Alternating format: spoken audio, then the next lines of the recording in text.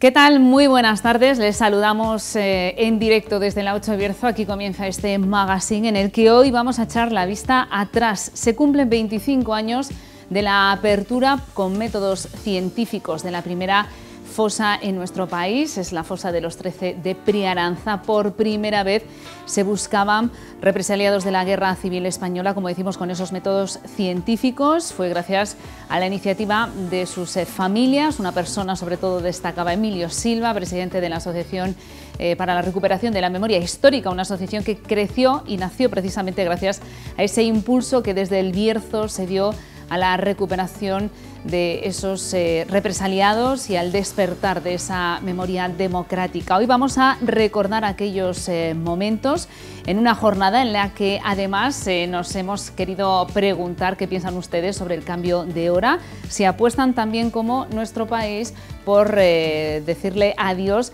a ese constante cambio en nuestro ritmo horario, adelantar el reloj, atrasar el reloj. Este fin de semana de momento hay que cambiarla porque esa medida de entrar en vigor todavía no es efectiva. Así que preparen sus relojes y, lo más importante, prepárense también para seguir conociendo los cambios que está experimentando la ciudad de Ponferrada desde el punto de vista urbanístico. Hoy Ponferrada Conecta nos va a descubrir esos cambios, esa transformación centrada en las instalaciones deportivas. Ya han comenzado las obras para ese nuevo campo de fútbol de hierba artificial en Cuatro Vientos, que se suma a los ya iniciados tanto en Flores del Sil como en los campos Ramón Martínez, precisamente en el campo, en concreto en el campo Manolo Peña. Y también vamos a conocer a ese grupo de investigadores que dan vida a ULEGIF, esa creación de un equipo de trabajo multidisciplinar que desde el conocimiento, desde la Universidad de León, dé respuesta a todos los problemas que están generando los incendios derivados de ese potente cambio climático. Como ven,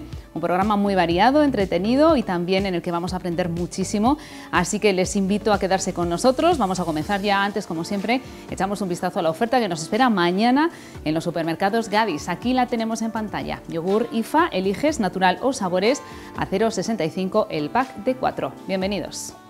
Venga, Gadis, el precio no es un problema. Mañana, yogur IFA, eliges natural o sabores, 65 céntimos.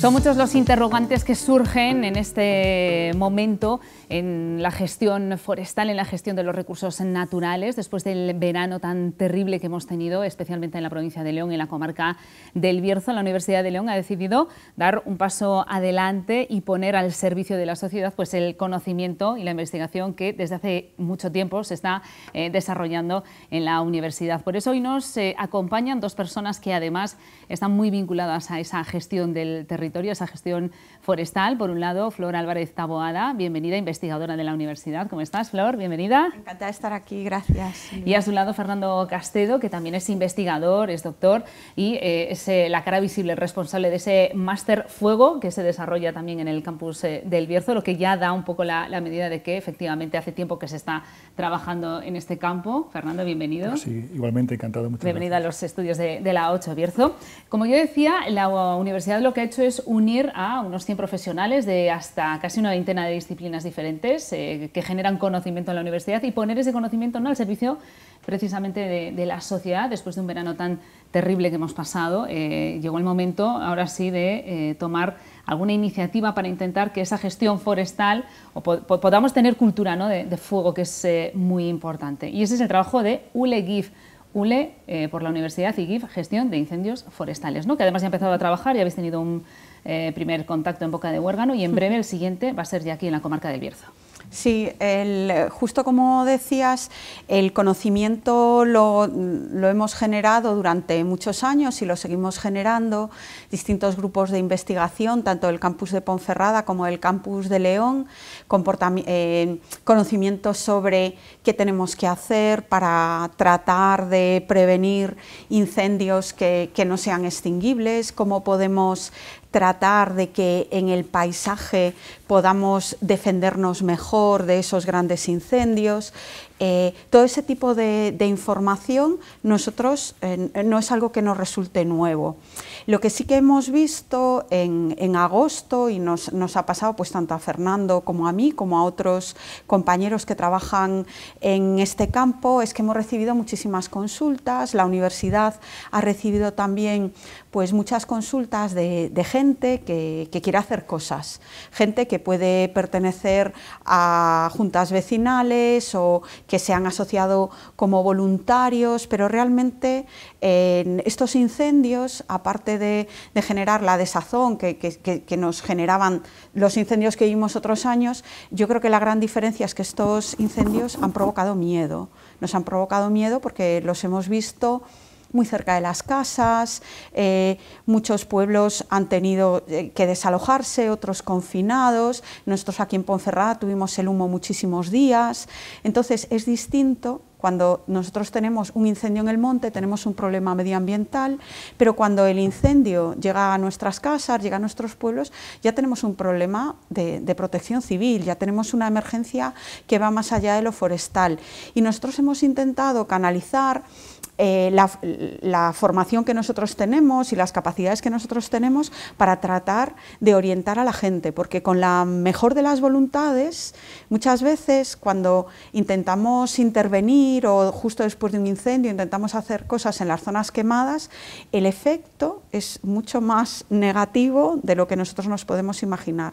Entonces, el transferir esta información y este conocimiento a la gente es uno de los objetivos. Y luego, cuando hemos estado en Boca de Huérgano y ahora cuando estemos en Páramo del Sil, pues es también el recibir esas preguntas, esas cuestiones, esas necesidades que tiene la gente que está viviendo ahí, porque es la gente que vive el día a día, y ayudarles a que se preparen para el verano que viene, porque es muy ingenuo pensar que esto no va a volver a pasar. Has dicho la palabra clave, que es el miedo. O sea, necesitamos respuestas a la situación que vivimos este verano, los incendios que les llaman 5.0, incendios muy virulentos, que saltan cortafuegos, que saltan carreteras, que están un mes ardiendo, que no hay forma de conseguir que se extingan ni desde el aire, ni desde las cuadrillas terrestres. O sea, muchas preguntas y hay respuestas. O sea, la investigación va a ser capaz de darnos respuestas, porque es verdad que posiblemente el día más fresco del verano pasado sea el día más cálido del verano pasado sea el más fresco del siguiente, y así sucesivamente, ¿no? El calentamiento no se detiene y la situación que hemos visto ahora, cabe pensar que se van a ir reproduciendo. ¿Hay respuestas? ¿Se pueden dar respuestas? ¿Se pueden hacer cosas? Sí, definitivamente sí. Comentabas de cambio climático muy acertadamente. Efectivamente, esta ola de calor que hemos sufrido este verano y esta sequía tan prolongada, efectivamente es algo anormal, ¿no? Y como bien decías, es muy probable que se vuelva a repetir, ¿no? Pero no debemos, no por ello debemos conformarnos con echar las culpas a un ente que es el cambio climático, que podemos modificar muy malamente o a muy largo plazo. Entonces, hay cosas que podemos hacer, y fundamentalmente la idea clave con la que tenemos que trabajar es con gestión de la vegetación. Esa es la clave de todo esto. El cambio climático, para hacer la comparativa, es como el aliño, pero la vegetación, que nosotros llamamos combustible en incendios, ese es el sustrato, lo que le da de comer al incendio, ¿no? Entonces, aunque tuviésemos cambio climático, si tuviésemos una vegetación bien gestionada, adecuadamente gestionada, los incendios serían mucho más pequeños, seguro, y la afección a población pues seguramente también fuese mucho menor. Entonces, definitivamente sí, y todo pasa por trabajar en el paisaje, trabajar en el combustible, en la vegetación, en definitiva. O sea, ¿tenemos que cambiar las especies que plantamos? No es un problema de especies. Sí, no, bueno, que la idea no es cambiar de especies, sino tenemos que pensar que estos paisajes los tenemos. Hay un compañero que dice que es un paisaje que tiene michelines o que tiene grasa sobrante, ¿no? Hay muchas zonas que tenemos mucha vegetación sin gestionar. Son zonas muy homogéneas, muy continuas, con mucha continuidad, cientos, por no decir miles en algunos casos, de hectáreas continuas de vegetación. Tenemos que crear discontinuidades ahí. Los incendios, otra cuestión que creo que es importante resaltar, es que los incendios no van a desaparecer. Por lo tanto, tenemos que asumir que vamos a tener incendios. Otra cosa es cómo vamos a convivir con ellos. Pues, ¿podemos convivir con incendios de unas pocas centenas de hectáreas? Pues unas decenas de hectáreas, pues sí, lo hemos hecho toda la vida, tuvimos incendios de ese tipo. Esos no son los problemas, los incendios que nos preocupan los grandes incendios, los megaincendios ya, porque estamos hablando, hemos superado ya las 30.000 hectáreas aquí en Castilla y León, cosa que era impensable en el 2012, cuando ocurrió el incendio de Castro Contigo, que quemó unas 12.000 aproximadamente, creo recordar, y ya nos parecía que eso era el sumum, ¿no? El no va más, y ahora los tenemos ya de 30.000, ¿no? Entonces, lo que tenemos que asumir es que va a haber incendios y que tenemos que gestionar la vegetación de tal forma que tenemos que conseguir paisajes que nos limiten los daños de los grandes incendios, los efectos negativos de los grandes incendios o megaincendios, ya podríamos llamarle, que son los que en principio nos vienen encima, ¿no? Si no hacemos nada. O sea, generar esos territorios inteligentes ante el fuego, ¿no? Que tú estás también en un grupo de trabajo que va a investigar o va a desarrollar esa idea. Sí, bueno, es un proyecto de investigación, concretamente es un proyecto de investigación, también participa Flor y otros compañeros de la Universidad de León y otras universidades. Sí, estamos buscando eso, territorios inteligentes. ¿Qué quiere decir eso? Buscar zonas en el paisaje y actuar en esas zonas de tal forma que, actuando ahí, sabemos que maximizamos la eficacia de los tratamientos. Sabemos que no tenemos dinero para actuar en todo el territorio, eso lo tenemos claro, y también ecológicamente no podemos decir que vamos a limpiar, que como se dice, ¿no?, el paisaje. Eso no es ni económicamente viable ni ecológicamente sostenible. Entonces tenemos que actuar en zonas localizadas del territorio y tenemos que definirlas y programarlas bien. Actuando ahí sabemos que estamos maximizando el dinero que estamos invirtiendo en prevención. Por eso les llamamos paisajes inteligentes, porque si lo conseguimos, si conseguimos establecer esas zonas estratégicas de gestión, estaremos creando paisajes que ellos mismos sean capaces de autoprotegerse, al menos de los grandes incendios. Los pequeños incendios ya asumimos que vamos a tenerlos, pero al menos de esos mega incendios. Esos incendios que claro, que son incontrolables con la regla del 30-30-30, ¿no? Las temperaturas, hay que tener en cuenta la humedad, la temperatura, cómo sopla el viento, en cualquier caso.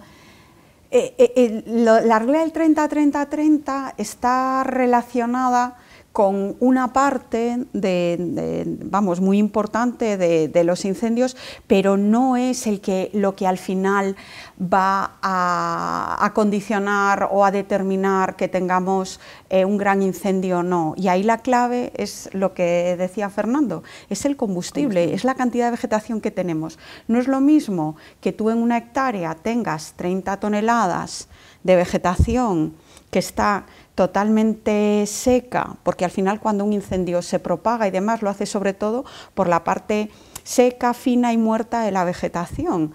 Y cuando tenemos una carga de combustible muy grande, eso es algo que nosotros con los medios que hay es imposible apagarlo.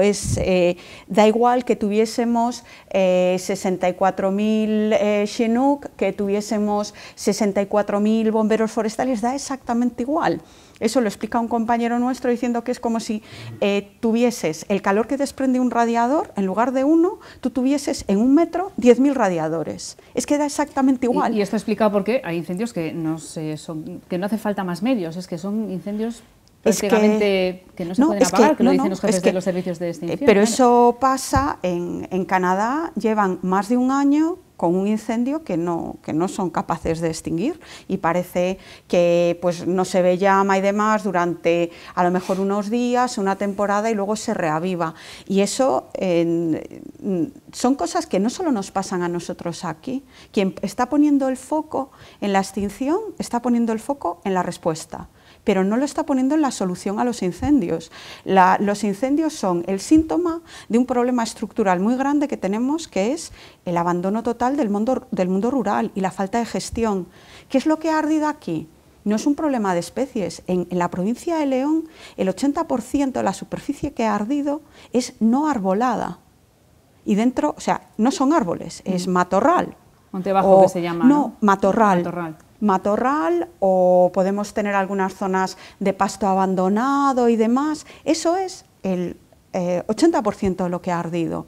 Luego tenemos, dentro de lo que ha ardido arbolado, más de la mitad son zonas donde tenemos roble, donde tenemos frondosas, donde tenemos rebollo, ese tipo de especies, muchas de ellas en Monte Bajo.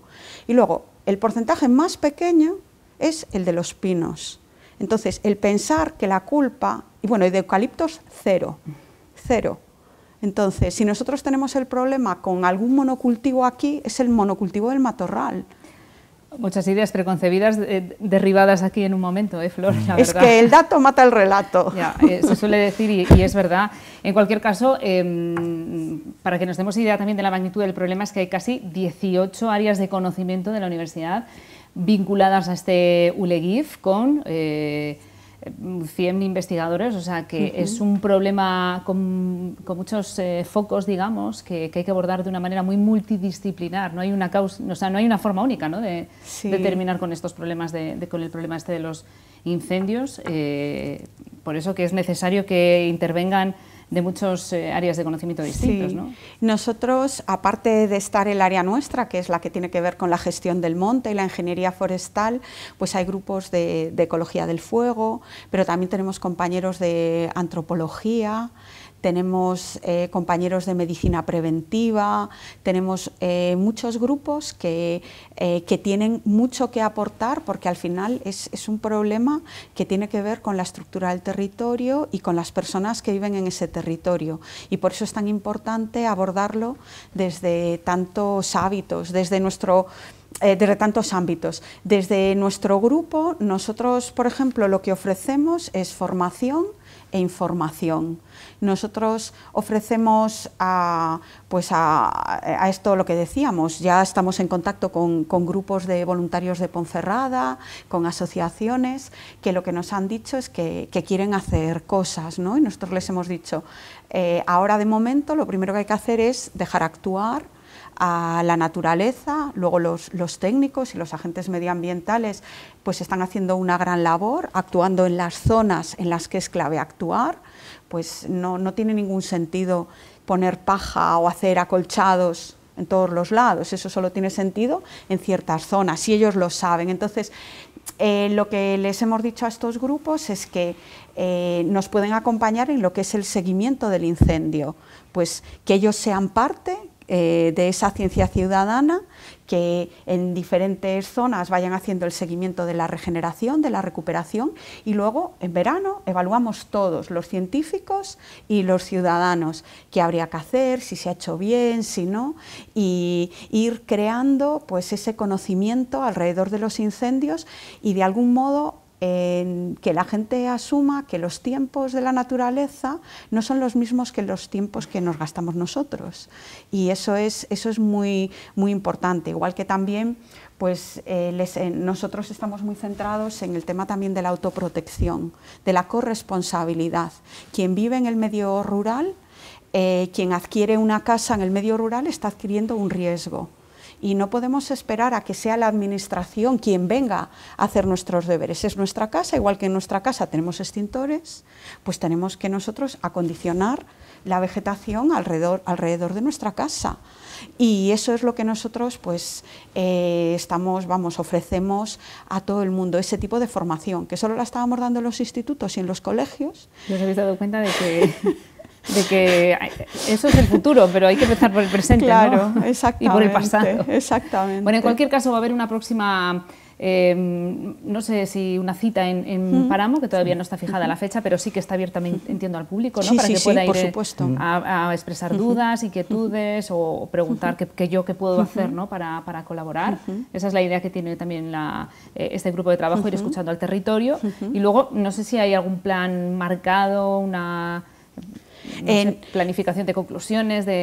Nosotros la idea es cualquier persona o cualquier entidad que crea que ULEGIF pues, le puede ayudar, lo único que tiene que hacer es contactar bien con el campus de Ponferrada, bien con el campus de León, indicando que quiere contactar con los grupos, y nosotros, como ya hemos hecho, pues les vamos a contestar, y para cada grupo o para cada entidad pues nosotros los vamos a orientar, como si los tenemos que orientar hacia qué empresas hacen ese tipo de trabajo que tú demandas, que es hacer un plan integral de prevención de incendios. Pues nosotros sabemos pues, de empresas que lo hacen, es decir, nosotros podemos orientar a todo aquel que necesite ayuda, y sobre todo aquel que quiera prepararse y acondicionar su pueblo, su casa, para el verano que viene. Importantísimo, porque lo hemos visto, hemos pasado realmente miedo este año, ha sido un agosto muy difícil. La reunión es en Páramo, que es uno de los municipios más afectados, que tuvo ese incendio complejísimo, que empezó en un lado, se fue extendiendo, la verdad, acabó obligando a evacuar a muchas localidades, Argallo. En fin, una situación muy complicada y tenemos que ponernos todos las pilas porque esto es lo que nos espera en el futuro, porque la situación no va a mejorar. De hecho, parecía que llegaba el otoño y vuelve a hacer un calor increíble a pesar de que estamos casi en noviembre, y eso es pues el resultado de todo lo que está pasando. Fernando, Flor, muchísimas gracias por acompañarnos, un placer siempre escucharos y seguimos muy de cerca el desarrollo de ese Ulegif porque seguramente vamos a tener que mirar demasiado al monte para ver si vuelve otra vez. Lo bueno de que sea matorral es que crece más rápido, ¿no? Eso es el punto más positivo. Es matorral que está muy adaptado a incendios porque ha ardido ya muchas veces. Por eso quizá empecemos rápido a ver verde, pero cuidado que es un arma de doble filo, como nos han contado. Sí. Muchísimas gracias a los dos. Y nosotros ahora pues también nos hemos preguntado cómo nos afecta ese cambio horario este fin de semana.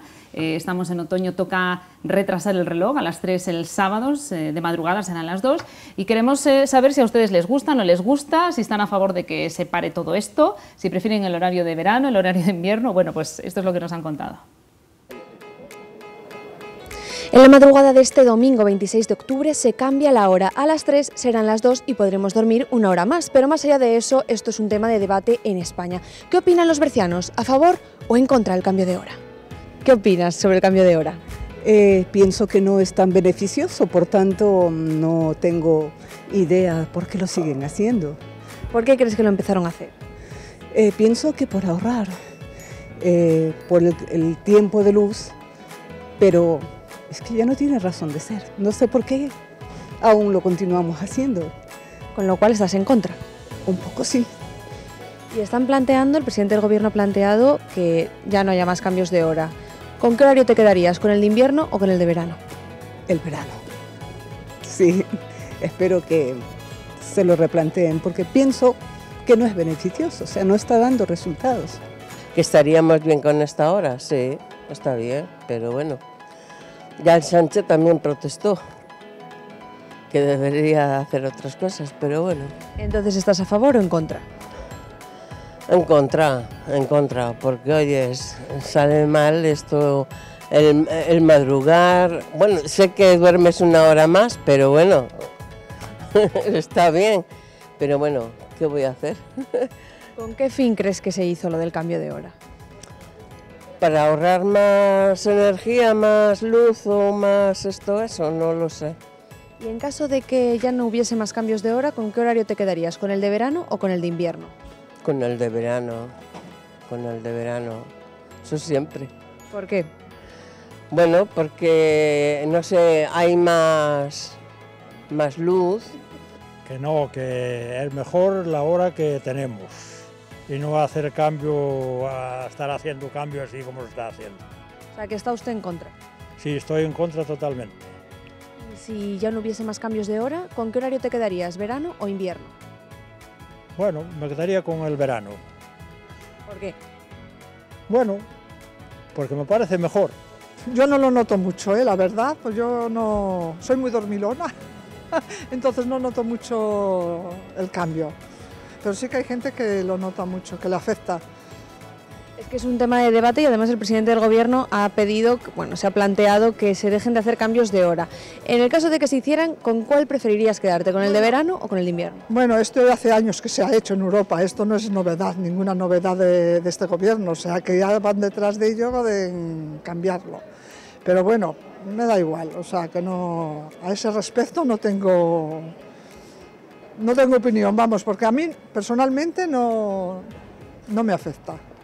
Muy bien. Ahora, hay gente que sí, que reconozco que sí, entonces es respetable todas las opiniones, ¿no? Pero como no sé científicamente esto, a lo que afecta realmente, no se sabrá estudios que afecten a la persona, o sea, que afecten el horario a la persona, pues no puedo opinar. Estos serán los expertos, ¿no? Los que pueden saber lo que afecta esto, el cambio de horario. Yo me refiero solo a los expertos. porque no personalizo. A mí me va bien, pero a otras mayorías le puede ir mal. O sea, los expertos serán los que tengan que hacer sus estudios, su trabajo. El presidente del Gobierno ha planteado que no haya más cambios de hora porque aseguran que el ahorro energético por el que se justificó esta medida es cada vez menor. A ver si lo ponen definitivamente ya de una vez para siempre. O sea, que estás en contra. Sí, sí, estoy en contra, pero es que no creo yo que se ahorre mucha energía por el cambio de horario. Y en caso de que ya no haya más cambios de horario, ¿con qué horario te quedarías? ¿Con el de verano o con el de invierno? Con el sol, con el del sol. El que le corresponda al uso horario que tengamos con el sol. Me parece un buen método para ahorrar energía y eso. Sí, yo lo veo necesario, yo no lo quitaría. O sea, que estáis a favor del cambio de hora. Sí, yo sí.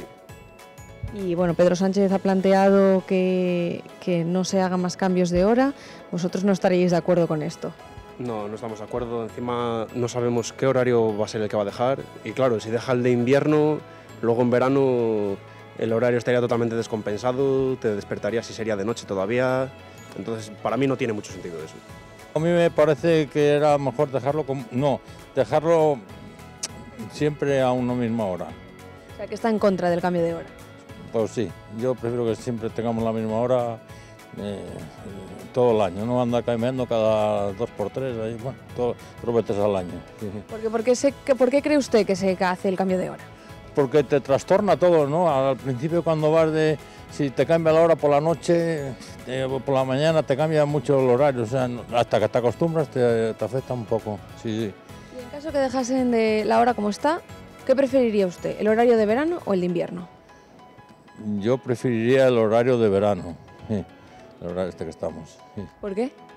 Bueno, porque no lo sé, pero bueno, ahora oscurece antes y yo qué sé, bueno, me preferiría sí. Pues ya ven que la mayoría votarían en contra, sin embargo tendremos que esperar para ver en qué queda este asunto.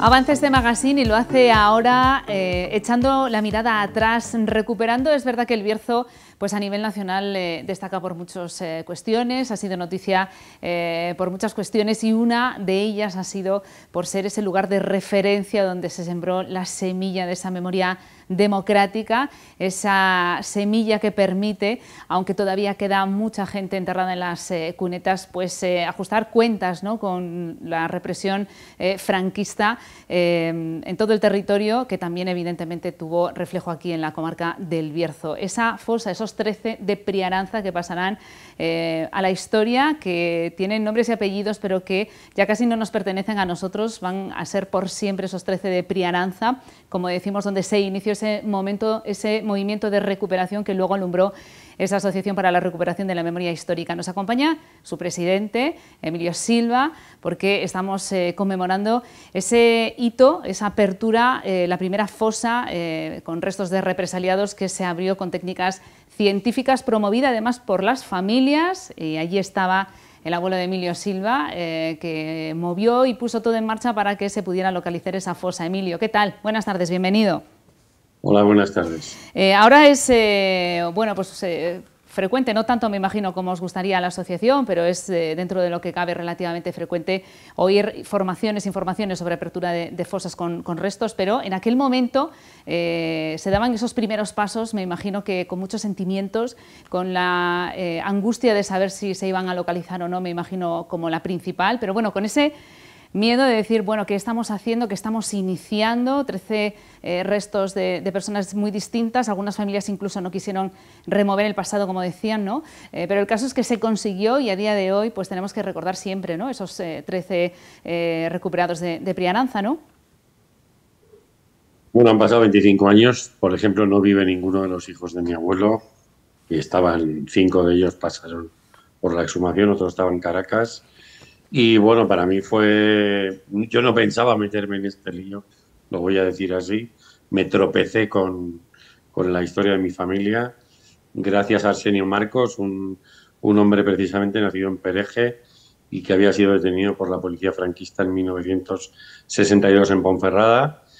Y bueno, yo lo que buscaba mi familia era la solución a un problema familiar. Queríamos enterrar a mi abuelo con mi abuela, que era el objetivo que teníamos en principio, pero digamos que la cosa se complicó primero en el proceso hacia la exhumación, porque una hermana mía, mi hermana mayor y yo hicimos montones de gestiones inútiles que no sabíamos qué había que hacer, pensábamos que era dificilísimo y al final la gestión más importante era ante el Ayuntamiento de Priaranza y con el dueño de la parcela. Yo metí por registro un escrito en junio del 2000 al Ayuntamiento de Priaranza del Bierzo contándoles que habíamos conocido el lugar donde estaba la fosa y cuál era la intención de mi familia. La verdad es que el alcalde Daniel Fernández lo llevó a un pleno municipal y se votó por unanimidad a apoyarnos. Incluso poco después de Priaranza, el Consejo Comarcal del Bierzo, 2 meses después, también aprobó por unanimidad una resolución para apoyar a las familias. Luego las cosas se han complicado y se han convertido en otro tipo de debates, pero bueno, nosotros resolvimos la cuestión familiar, que era identificar genéticamente a mi abuelo, enterrarlo con mi abuela Molesta, que había muerto en julio del 97, 3 años antes. Y lo que allí pasó es que vino gente a pedir ayuda, ya teníamos una metodología y luego teníamos arqueólogos y forenses que estaban dispuestos a ayudar, que habían llegado allí de la mano del arqueólogo Julio Vidal, que era originario de Priaranza además, y él, cuando estábamos haciendo la exhumación, recordaba cómo en los veranos de pequeño pasaba con su pandilla por el lugar donde estaba la fosa y en ese tramo pasaban corriendo porque sabían que había muertos en el suelo. Entonces estaba en la memoria del pueblo, pero lo que no había existido era la conexión entre la memoria de Priaranza y la historia de las familias de alrededor de Villafranca, cuyos seres queridos acabaron asesinados ahí. De hecho, es cierto, ¿no? Algunas familias no querían... Me imagino que a ti te daba miedo, ¿no? Porque al final tu abuelo estaba enterrado con más gente, si las otras familias a lo mejor no lo veían con buenos ojos, a ti te daba un poco de apuro, ¿no? Iniciar el proceso de búsqueda. Bueno, a mí no me dio miedo, pero me dio miedo el miedo, voy a decir. Yo, la primera persona con la que contacté, que vive todavía, es Belia González, vive en Villafranca, tiene 92 años. Yo la visité en Madrid, donde vivo, pues un tío mío, Ramón, que andaba preguntando por los pueblos a ver si averiguaba más nombres. Me dijo que había localizado una hija, me dio el teléfono, yo me fui a verla a su casa, estuve en su casa como 2 horas, tomando un café y contándole pues, que había encontrado el sitio, cuál era la intención que teníamos. Y recuerdo que ella me dijo que no le importaba que a ella le sucediera algo, pero que no le pasase nada a su marido o a su hija, ¿no? Entonces, a mí eso me impresionó mucho, porque, bueno, yo vengo de una generación crecida, yo tenía 10 años cuando murió Franco, pero digamos que no tuve esas vivencias terribles que tuvieron estas familias, y eso me impresionó muchísimo. Y luego en Villafranca también viví un par de situaciones increíbles del miedo de la gente, ¿no? Entonces, casi eso fue lo que me dijo que me estaba metiendo en algo complicado. De hecho, fue curioso porque en Pereje, después de la exhumación, una prima mía me dijo que había gente que comentaba que había tenido un gran padrino protector para poder haber hecho eso sin que me ocurriera nada, ¿no? Entonces, claro, pensar en una sociedad a la que le cuesta imaginar que alguien saque de una cuneta los restos de un antepasado 25 años después de la muerte del dictador, y que si no tienes alguien que te protege, eso no podría haber ocurrido sin consecuencias, pues también nos está dando medida del estado, digamos, de la cultura política y de ese momento. Beli, ahora que la citas, que te dijo tantos años y en el corazón tan pocos, ¿no? 64 años enterrados en la cuneta, esos restos mortales que después de la exhumación pues pudieron ser enterrados dignamente. Emilio, yo no sé si después de estos 25 años, creo que hoy esta mañana 11.000 personas desaparecidas siguen, sus restos siguen en cunetas, ¿no? En lugares donde no corresponde. La asociación ha hecho todo lo que ha podido, me imagino. No sé si ¿te sientes satisfecho con el trabajo que se inició, con esa semilla que se consiguió sembrar? Aunque la memoria democrática siempre es un debate que periódicamente viene y va, pero me imagino que queda mucho por hacer y el sinsabor es que, pues eso, que hay que hacerlo y que no se llega a todo, no hay medios, no hay una apuesta decidida, me imagino, por los organismos públicos para que así sea. Bueno, han pasado muchísimas cosas. En 25 años hemos hecho, voy a decir, casi de todo, pero también hemos visto morir a mucha gente esperando, ¿no? Una de las personas que acudió a Priaranza para pedir ayuda y fue aquí de los detonantes, digamos, por los que nació la asociación fue Isabel González, una mujer de Palacios del Sil que buscaba a su hermano Eduardo. Creímos haberlo encontrado en una exhumación en Piedrafita de Bavia, que además en esa exhumación se produjo una intervención judicial que también era pionera del juzgado de Villablino, ¿no? Voy a decir que incluso yo avisé a la subdelegación del gobierno en el año 2000 porque tenía miedo de que alguien hiciera alguna gamberrada durante la noche, ¿no? Si estaban ahí los restos. Y a mucha gente de Priaranza, tengo yo alguna imagen, le impresionaba mucho ver a la Guardia Civil con su uniforme mirando allí la exhumación, ¿no? Que era como, en ese momento era como una imagen un poco chocante. Han pasado muchas cosas, hemos puesto muchas denuncias, hemos ayudado a mucha gente. Los 25 años anteriores el Parlamento español jamás habló de los desaparecidos aquí y había tenido una comisión parlamentaria específica para la desaparición de ciudadanos españoles, de súbditos españoles. En las dictaduras de América Latina siempre se hablaba de los desaparecidos en otro sitio y nunca de aquí. Yo creo que, por un lado, se rompió ese silencio político, ¿no? Que ya algunas familias empezaron a romperlo en la transición, haciendo exhumaciones con una azada y una pala y un pico, sin técnicas, pero con todo el amor, la dignidad del mundo y en un momento político más complicado. Esto ha llegado a la política de las comunidades autónomas, del Estado, de los ayuntamientos. En el año 2002 implicamos a Naciones Unidas. Yo me fui en coche desde Madrid hasta Ginebra para llevar 64 casos de desaparecidos en España y por primera vez España en el año 2003 aparece en el informe de la ONU sobre desaparición forzada. Hemos hecho un grandísimo homenaje al lado de Madrid, donde reunimos a 741 octogenarios para darles las gracias por haber resistido contra el golpe de Estado. Bueno, hemos ayudado a muchísima gente a encontrar documentación. Lo seguimos haciendo. Todo lo que hemos hecho lo debería haber hecho el Estado, ¿no? Y no tan tarde, porque de la generación de los hijos, como decía, en el año 2000 vivían los 6 hijos de mi abuelo, hoy no vive ninguno. Esa generación ha visto, bueno, cómo se esfumaba en el tiempo sin una disculpa pública, oyendo hablar de una reconciliación que ellos no vivieron, porque nadie les reparó, nadie se disculpó, nadie investigó. Entonces, bueno, pues han sido un montón de luchas y sí es verdad que todavía quedan bastantes cosas pendientes y una de ellas es que el Estado haga una oficina que atienda a las familias, que puedan acudir a un lugar en las delegaciones y subdelegaciones del gobierno, que las hay por toda España, para ser cuidadas, pedir ayudas y ser acompañadas en este proceso por el Estado, ¿no? Nosotros, hasta donde nos lleva una exhumación, a veces se encuentra la fosa, a veces no, a veces se puede identificar a quienes están dentro, a veces los restos están en un estado que no permite la identificación, pero en todo ese proceso nosotros acompañamos a familias desde que nos contactan y nos piden ayuda hasta si acaban enterrando a ese ser querido dignamente.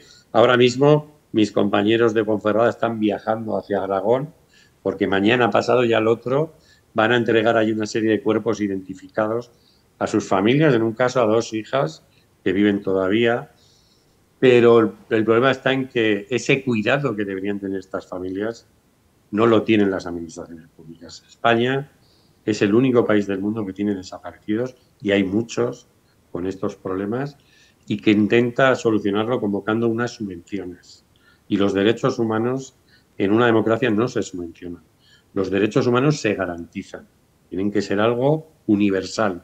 Igual que se cuida y atiende a todas las víctimas del terrorismo, se tiene que cuidar y atender a todas las víctimas de estas desapariciones, porque además sus vidas luego fueron terribles. Mi padre, con 10 años recién cumplidos, después de que asesinaran al suyo y a mi familia le quitaran todo lo que tenía, fue el cabeza de familia de 6 hermanos y con 10 años y 2 meses salió del colegio un día y no volvió a pisarlo nunca más en su vida. Mi padre fue un hombre muy culto, pero autodidacta, y siempre tuvo ese dolor de no haber estudiado, ¿no? Entonces, quiero decir, las vidas de esta gente fueron terribles y muchas veces a nosotros nos dicen, habláis de algo que no habéis vivido, que ocurrió muy lejos. Digo, no, yo soy nieto de un desaparecido y soy hijo del trauma. Y si yo era algo antes de nacer, eran mis padres. Y yo he vivido en contacto con ese niño que tuvo que abandonar un colegio y no volver a pisarlo más de 40 años de mi vida. Entonces, no hablo de oídas de algo lejano, hablo de mi propia vida, ¿no? y de la vida de mi familia, y creo que el Estado tiene la obligación de cuidar mejor eso. Pues ese trabajo que ha resumido Emilio de 25 años desde que nació la asociación, nació aquí, en la comarca del Bierzo, 25 años se cumple de la exhumación de los restos de los 13 hombres que yacían en la cuneta, en la carretera de Priaranza, con ese apoyo que tuvo desde el primer momento del ayuntamiento, el alcalde en aquel momento, Daniel, que pues, bueno, mira, voy a aprovechar para... Le ha impedido venir hoy aquí con nosotros. Puedo aprovechar un momento para darle las gracias a Daniel, porque él hizo eso en un momento en que esto no existía en el debate político, no se sabía por dónde iba a ir, y recibió una carta de una familia y automáticamente puso toda la ayuda que pudo para que pudiéramos llevarlo a cabo. Pues nuestro agradecimiento también y nuestro reconocimiento. Emilio, ha sido un placer charlar contigo en un día como hoy, que es un día, me imagino que también lo personal, muy intenso. Muchísimas gracias y enhorabuena por esa labor de la asociación, muy amable. Gracias, muchas gracias. Y nosotros ya en la recta final continuamos con ese Ponferrada Conecta. Hoy vamos a detallarles esos trabajos que se desarrollan en las áreas deportivas, futbolísticas, especialmente de la ciudad de Ponferrada.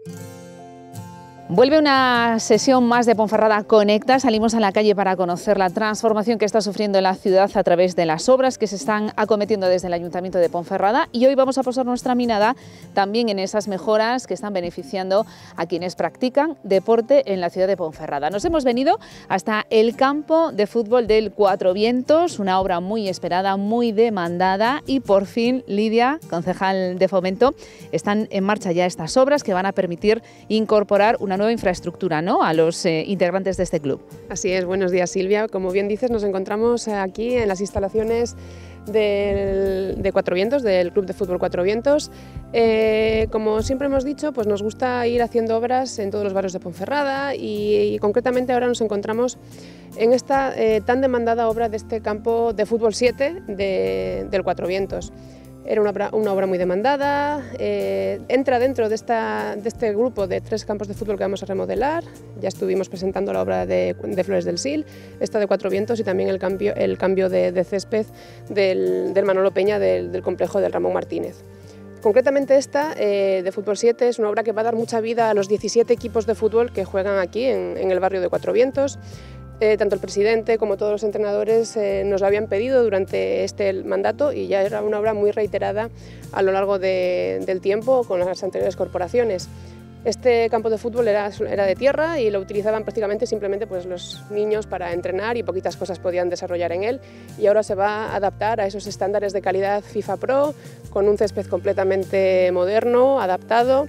Y bueno, yo creo que esto demuestra parte de lo que este equipo de gobierno busca, ¿no?, que es fomentar el deporte en los niños y en las niñas, que diariamente van a jugar y van a poder desarrollar su actividad deportiva en un equipo de barrio, en un equipo muy grande como es el Club de Fútbol de Cuatro Vientos, y también, como digo, entra dentro de esa inclusión de más campos de fútbol de otros clubes para fomentar ese deporte tan necesario para nuestros niños y niñas. La verdad es que, a ver, menudo cambio, ¿no? Del barro de la tierra a un campo de césped artificial que puede además utilizarse durante todo el año, porque claro, yo me imagino aquí en verano muy bien, pero cuando empieza a llover, como es el caso ahora que llega el otoño, esto, madre mía, cómo llegaban los chavales a casa. Así es, aquí ni tan siquiera, porque ni siquiera se podían jugar partidos, no estaba como para poder desarrollar ningún tipo de competición oficial, tan solo tenían, como digo, para 17 equipos, que son los que integran este club, solamente tenían el campo en el que juegan habitualmente. Este lo utilizaban, como digo, pues para un pequeño calentamiento, y luego iban ya también a entrenar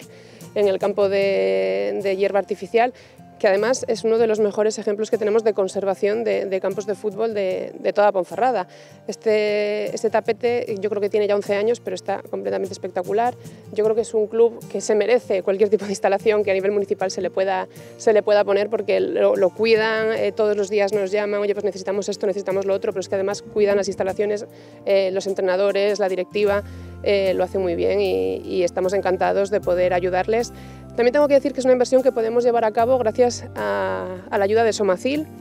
Este contrato para poder desarrollar estos cambios, concretamente este de tierra, el que estaba en Flores del Sil, que también era de tierra, y el Manolo Peña, se licitó una primera vez, quedó desierto, la oposición no nos lo puso fácil en ningún momento, tuvimos que volver a sacarlo una segunda vez, y gracias a esa encomienda, ese encargo al Somacil, estamos pudiendo llevar a cabo el desarrollo de estas obras tan importantes para nuestros jóvenes, para que puedan, como digo, desarrollar esa actividad física tan importante y ese fútbol, ese deporte rey, que aunque hay muchos más, es muy importante en Ponferrada y en todo el Bierzo, y que, como decimos en muchas ocasiones, es imagen de Ponferrada para otros clubes que todos los fines de semana pues acuden aquí a jugar y ven Ponferrada, se quedan a visitarnos cuando juegan a nivel provincial o a nivel autonómico, equipos de León, equipos del resto de Castilla y León, que vienen a ver nuestras instalaciones y también reconocen Ponferrada gracias a nuestros clubes deportivos y a nuestras instalaciones. Y para dar cuenta de la envergadura de este proyecto a tres bandas, digamos, la inversión, casi 1 millón de euros, el grueso se lo lleva a Flores del Sil, allí el trabajo es pues, más destacado, y luego hay una segunda partida para Cuatro Vientos y la tercera, ¿no?, para ese cambio de tapiz del Manolo Peña. Así es, bueno, es cierto que la inversión más grande es en Flores del Sil porque es un campo de fútbol 11, es un campo grande, y también hubo que hacer esa labor de obra civil con canalizaciones, con riego, con drenajes, precisamente para la lluvia y demás, que no existía. Por eso es el que más partida se lleva. Posteriormente, el Manolo Peña del Ramón Martínez es un cambio de tapiz, pero también es el más grande de todos los que se va a hacer. Y posteriormente este es el más pequeñito, pero también lleva esa obra civil muy importante previa a la colocación del tapiz, del tapete, como decimos habitualmente. Y son unos 190.000 euros, casi 200.000 euros. Flores del Sil ronda los 500.000, 400 muy largos, 480. Y el Ramón Martínez ronda casi los 400.000 euros también, es decir, es una inversión muy grande, pero creemos desde el equipo de gobierno que el fomento del deporte, el fomento de las actividades deportivas para nuestros pequeños lo merece, bien lo merece. El plazo de ejecución 5 meses para todo ello, algunos pues van a acabar antes, lógicamente, la mayor es Flores del Sil, esa horquilla en 5 meses tendremos estas 3 instalaciones renovadas y ya actualizadas y al disfrute, ¿no?, de los más peques. Así es, lo que es el cambio de tapiz, el cambio del césped se va a colocar en los 3 campos a la vez. Uno de los hitos del desarrollo de este contrato era ese. El 7 de noviembre estará colocado el césped en las tres instalaciones deportivas, tanto en Flores como aquí en Cuatro Vientos como en el Ramón Martínez. Lo que sí es cierto es que posteriormente esa colocación del césped aquí en Cuatro Vientos, pues todo el cierre perimetral, el vallado y demás se realizará a posteriori. Flores del Sil esperemos que ya esté completamente terminado porque ahí se hizo a la inversa, se empezó retirando vallado y después se ha hecho toda la obra civil y lo último será ya el tema del césped y bueno, ahora estamos realizando también el cambio de luminarias porque es cierto que ese campo no era como que este sí que tiene iluminación, aquel no tenía ningún tipo de iluminación y ha tenido que añadírsele también gracias a la encomienda de alumbrado público de Somacil. Y el más sencillo dentro de lo que cabe es el Manolo Peña del Ramón Martínez porque simplemente era ese cambio de la lona asfáltica y del propio tapiz, del propio césped. Bueno, las 3 son instalaciones al aire libre. También se ha trabajado durante este mandato en las instalaciones pues, cerradas, en los pabellones, ¿no? También se ha cometido alguna mejora, aunque claro, bueno, pues sufren menos evidentemente y la inversión ha sido menor, pero también se trabaja en ese aspecto y además con la vista puesta en seguir mejorando instalaciones, una muy demandada. Cambiamos de disciplina, hablamos ahora de baloncesto, con ese Ponferrada Inspira, que piensa en un pabellón pues también histórico en la ciudad, ¿no? El Antonio Vecino, más conocido por todos los ponferradinos como el JT, que... Por eso no me salía a mí, JT. El JT ahora llamado Antonio Vecino, donde todos los días se entrenan niños y niñas del Club 625 y donde, igual que aquí o en el resto de clubes de fútbol, pues en el baloncesto también, semana a semana vienen equipos de Liga Nacional Femenina a jugar y a conocer nuestras instalaciones y se merecen pues, un pabellón acorde a lo que allí se juega y a lo que nuestras chicas demuestran día a día, que por cierto decir que llevan 2 victorias de 2 y están desarrollando una temporada muy regular y muy buena. Y con el Ponferrada Inspira, uno de los proyectos que se incluyó, uno de los hitos que se incluyó en este proyecto es el cambio de esa cubierta aprovechando la eficiencia energética, incluyendo la instalación de placas solares para poder desarrollar todo este cambio de comunidades energéticas, la comunidad energética Ponferrada, que incluye tanto la instalación de placas fotovoltaicas en el Colegio de la Borreca y a mayores también en el Antonio Vecino. Con esto vamos a aprovechar el cambio de esa cubierta que está completamente destrozada, que ahora con las lluvias pues ya vamos a empezar a ver esas goteras que impiden la práctica del baloncesto en un acorde a cómo se tiene que llevar a cabo en un pabellón en el que se desarrollan actividades tanto de niños pequeñitos, niños y niñas pequeñitas de la base e incluso de un equipo que ya juega a un cierto nivel como es el Liga Femenina. Bueno, pues eso está por llegar. De momento lo que está en marcha ya es esa remodelación de los campos de fútbol, tanto en Flores del Sil como en Cuatro Vientos, como ese lavado de cara también que va a poder sufrir el campo Manolo Peña, ese cambio de tapete, ¿no?, para que se pueda practicar en condiciones de calidad y desde luego de seguridad para todos los integrantes. Concejala, seguimos conociendo y viendo esa remodelación de Ponferrada en esta sección hoy dedicada al deporte. Muchas gracias. Gracias a vosotros.